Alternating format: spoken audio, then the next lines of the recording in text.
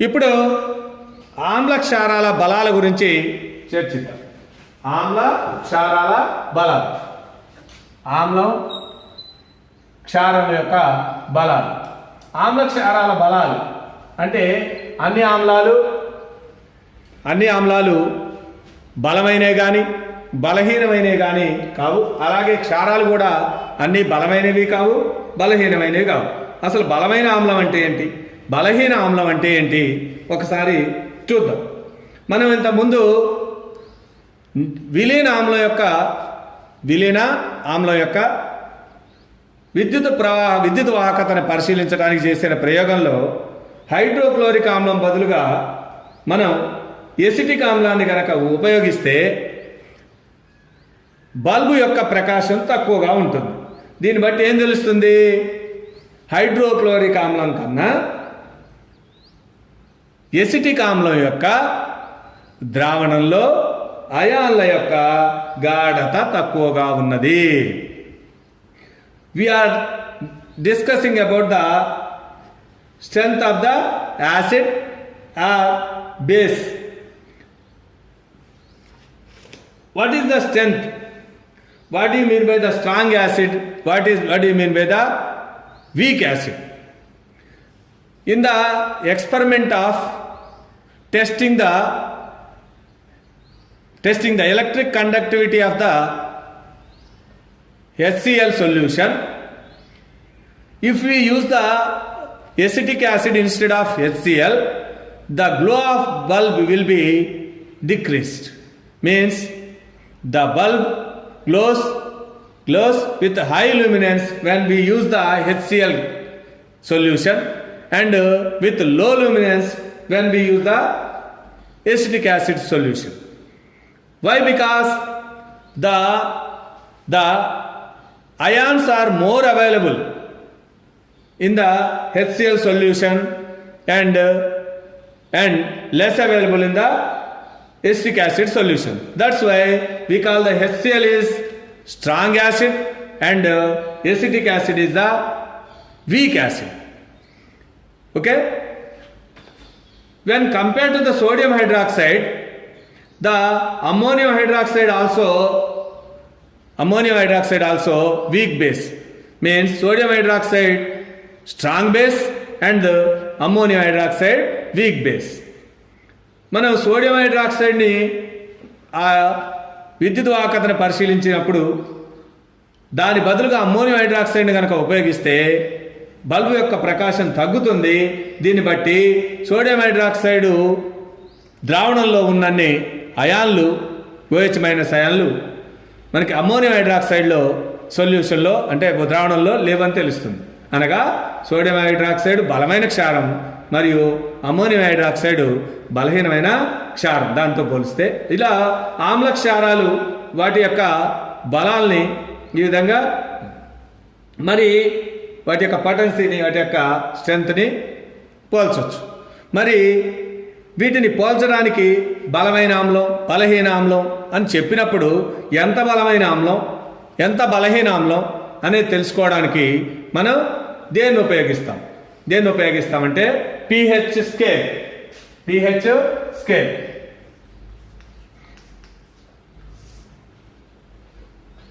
To compare the strength of the acid and bases, we use pH scale.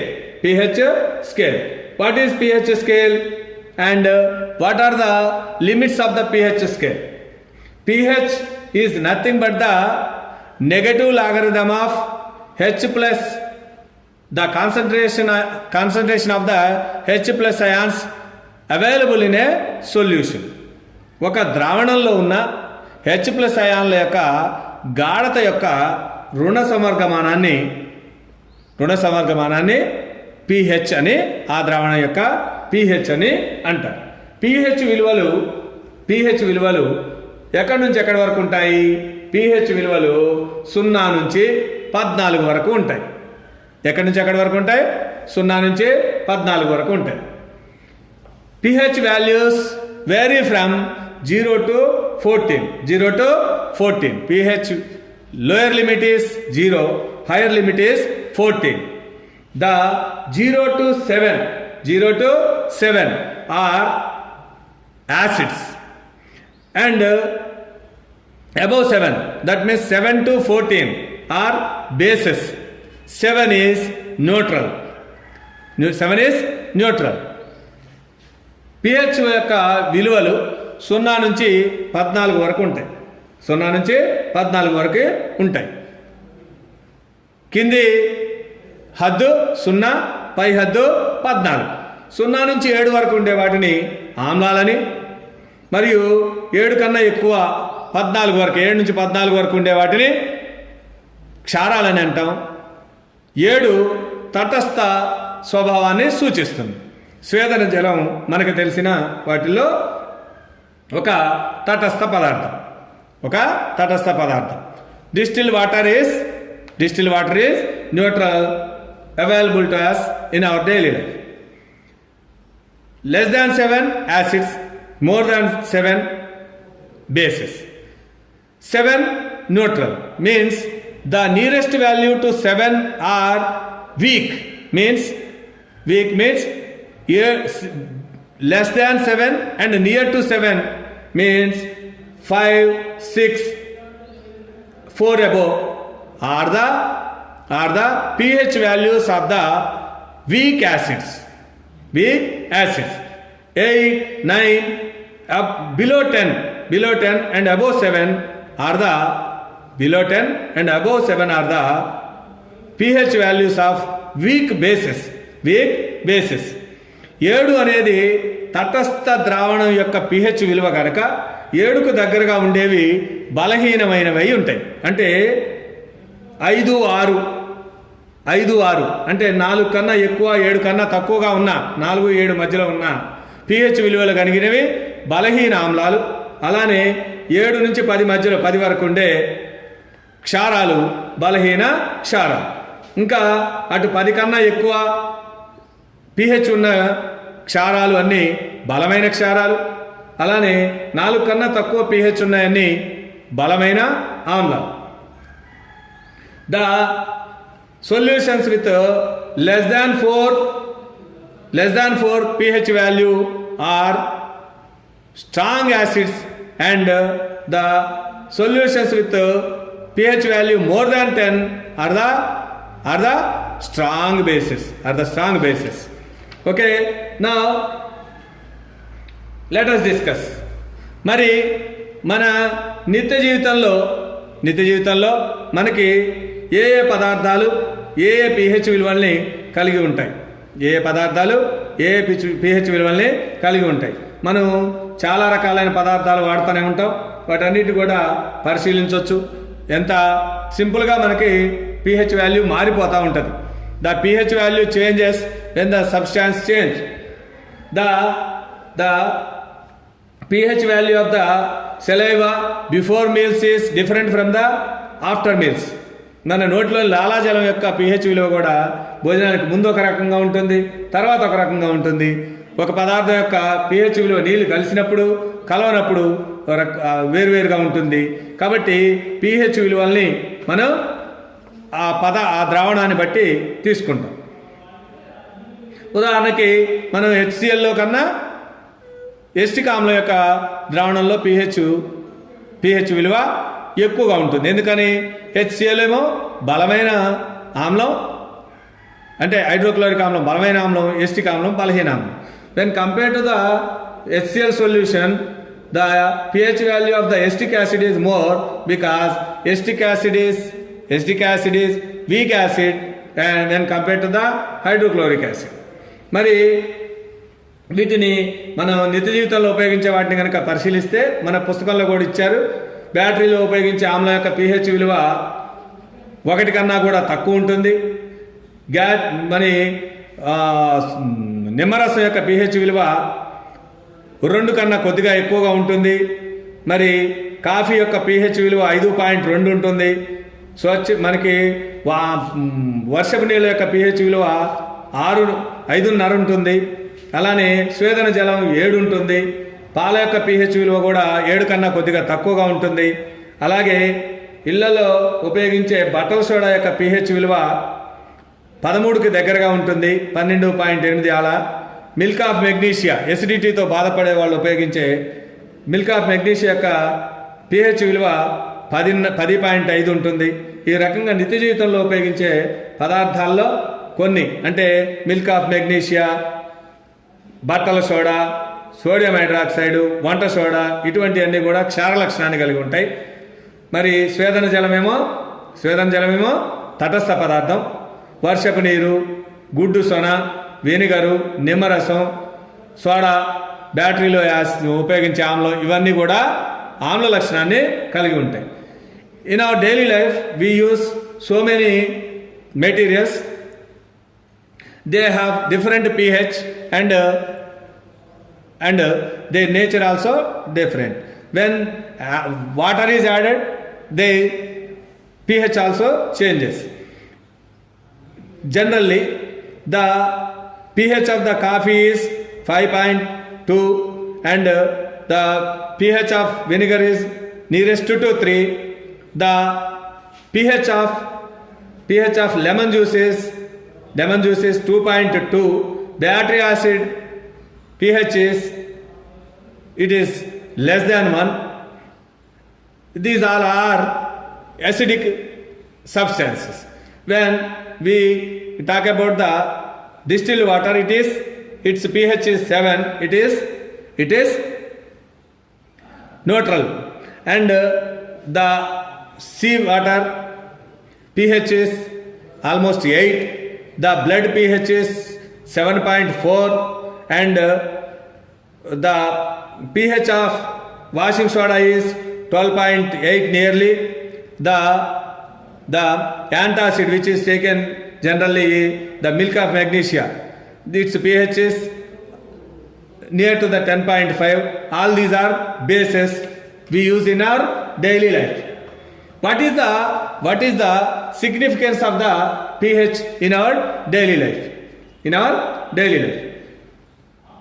మన నిత్య జీవితంలో pH విలువకున్న ప్రాముఖ్యత ఏంటంటే మొక్కలు మరియు జంతువులు గనక వాటి గురించి పరిశీలిస్తే, ఇంతకుముందు క్లాసుల్లో మనం మాట్లాడుకున్నట్టు నైట్రోజన్ యొక్క ఆక్సైడ్లు నీటిలో కరిగితే ఏమవుతుంది? ఆమ్లాలుగా మారుతాయి. అంటే గాలిలో కనుక నైట్రోజన్ ఆక్సైడ్లు ఉండి అవి వర్షపు నీటిలో కరిగితే కురిసేదాన్ని ఆమ్ల వర్షం అని అంటారు. ఈ ఆమ్ల వర్షం కురిస్తే మొక్కలు చనిపోతాయి. నదీ జలాల్లో కలిస్తే అందులో ఉన్న జలచరాలు కూడా చనిపోతాయి. When the nitrogen oxides dissolve in rainwater, the rain is called the acid rain.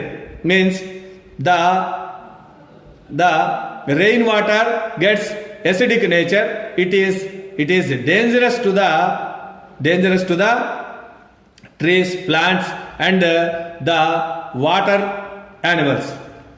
That's why we have to keep our climate clean. And means the air should not be polluted with the nitrogen oxides. Okay, next one. When the pH value in our mouth lower than the 5.5, tooth decay starts. Why? When the sugar undergoes the fermentation in our mouth, it creates the acidic substances and the pH of our mouth becomes lower than the 5.5. Then the enamel of the tooth starts decaying. To overcome this, we use the toothpaste with basic nature. Okay, మన నోట్లో చక్కెరల పదార్థాలు తిన్నప్పుడు మనకు ఆల్లో మిగిలిపోయిన పదార్థాలు పులిసి లోపల ఏమవుతాయి, అవి వియోగం చెందినప్పుడు ఆమ్ల లక్షణాలు ఉన్న పదార్థాలు ఉత్పత్తి అయ్యి pH విలువ తగ్గిపోయి దంతక్షయం మొదలవుతుంది. అలా దంతక్షయం మొదలైనప్పుడు అలా దంతాలు చెడిపోకుండా ఉండడం కోసం మనం ఏం చేస్తాము, క్షార లక్షణం ఉన్న టూత్పేస్ట్తో శుభ్రం చేసుకోవడం చేస్తాం. అలానే కొంతమందికి కడుపులో మంటగా ఉంటుంది, అసహనం, కడుపులో మంట ఉంటాయి. ఇలా ఉండడానికి కారణం ఏంటి అంటే వారు సరి అయిన సమయానికి తినకపోవడం వల్ల లోపల ఆమ్లత్వం పెరిగిపోతుంది. ఆమ్ల లక్షణం ఉన్నప్పుడు దాన్ని తగ్గించాలంటే ఏం చేయాలి, క్షారం తీసుకోవాలి. మనం ఇందాక మాట్లాడేటప్పుడు మిల్క్ ఆఫ్ మెగ్నీషియాని యాంటాసిడ్గా తీసుకుంటారు. యాంటాసిడ్ అంటే ఏంటి, క్షార స్వభావం ఉన్న పదార్థం, బలహీన క్షార స్వభావం. బలమైనది తీసుకుంటే లోపల ఉన్న పేగులు దెబ్బతింటాయి. అందువల్ల బలహీన క్షారాన్ని యాంటాసిడ్గా ఉపయోగిస్తే లోపల ఉన్న ఆమ్ల లక్షణాన్ని ఆమ్లత్వాన్ని తగ్గిస్తుంది. Some people suffer with the stomach burn which is due to the acidity, means the stomach is suffering with the acidity, means the acidic nature is more in the people who is suffering with the acidity. To neutralize this, doctors suggest to use the antacid like milk of magnesia, etc. They are weak bases because when we take the base, it neutralizes the acidic nature in our stomach. That's why to neutralize the acidity, the antacids are taken. The nature of the antacid is basic. And pH of the soil. What is the use of knowing the pH of soil? Because some plants grow healthy in some pH, at some pH only. That's why to know which crop is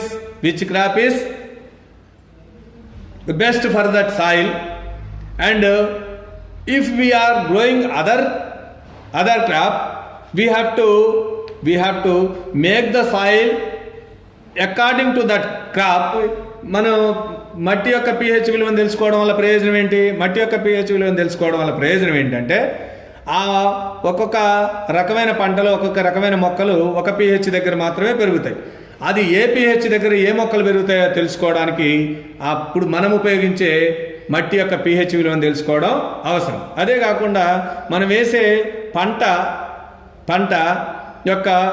A pH దగ్గర సరిగా పడుతుందో తెలుసుకుంటే, ఒకవేళ మనం ఉపయోగించిన పొలం యొక్క pH విలువ అది కాకపోతే దాన్ని తగ్గించాలంటే ఆమ్ల లక్షణాన్ని కలిగించే ఎరువుల్ని, పెంచాలంటే క్షార లక్షణం కలిగిన ఎరువుల్ని ఉపయోగించి తద్వారా మంచి పంటను పొందడానికి కూడా pH విలువను తెలుసుకోవడం అవసరం. Self defence also one of the feature that is used by the plants, animals and some insects by injecting some substances. When we touch the nettle plant, we suffer the pain because it releases the methanoic acid it injects the methanoic acid into our body. What is the remedy for this? The dog plant leaves are basic in nature. When we rub with the dog plant leaves, we get relief. మనకి తేనెటీగ గుడితే నొప్పి కలుగుతుంది, ఎందుకంటే మన శరీరంలోకి formic acid ప్రవేశిస్తుంది కాబట్టి. అలాగే దూలగొండి మొక్కను ముట్టుకున్నప్పుడు కూడా గుచ్చుకుంటే మనకి మెథనోయిక్ ఆమ్లం ప్రవేశించి దురద కలుగుతుంది. దీని నుంచి మనం ఉపశమనం పొందాలంటే ఏం చేస్తాం? దుష్టిపాక ఆకులతోటి రుద్దుతాం. ఎందుకని? దూలగొండి మొక్కలోనేమో మెథనోయిక్ ఆమ్లం ఉంటుంది, దాన్ని తటస్థపరచాలంటే దుష్టిపాక ఆకులు క్షార స్వభావం కలిగి ఉంటాయి కాబట్టి వాటితో రుద్దడం ద్వారా మనం దాని నుంచి రిలీఫ్ పొందవచ్చు.